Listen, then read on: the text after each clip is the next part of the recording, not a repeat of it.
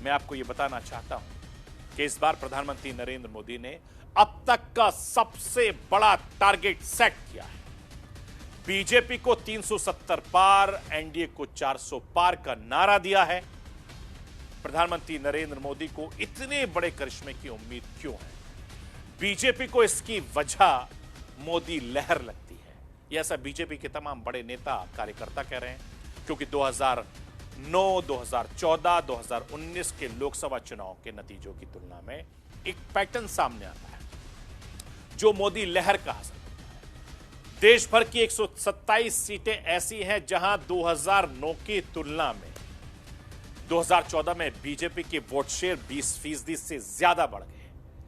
BJP ने 2009 में इन 127 सीटों में से न सिर्फ 5 सीटें जीती थी, लेकिन 5 साल बाद 2014 की मोदी लहर में बीजेपी 127 सीटों में से 104 सीटें जीतने में कामयाब हो गई।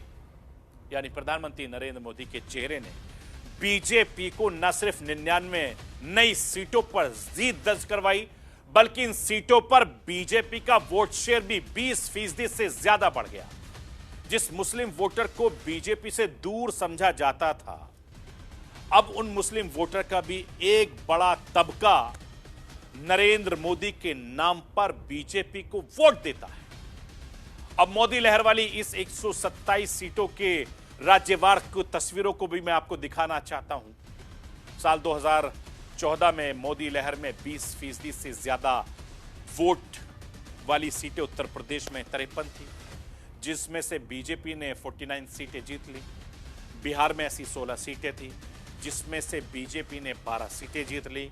राजस्थान में ऐसी 11 सीटें थी, जिसमें से सभी सीटें बीजेपी जीती थी।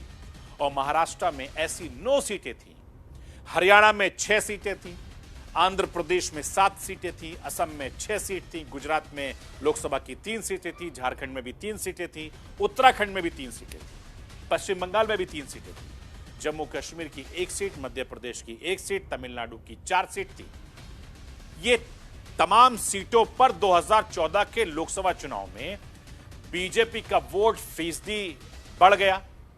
यानी नरेंद्र मोदी की राष्ट्रीय राजनीति में आने के बाद से उत्तर से दक्षिण, पूरब से पश्चिम तक बीजेपी का वोट शेयर काफी ज्यादा बढ़ गया।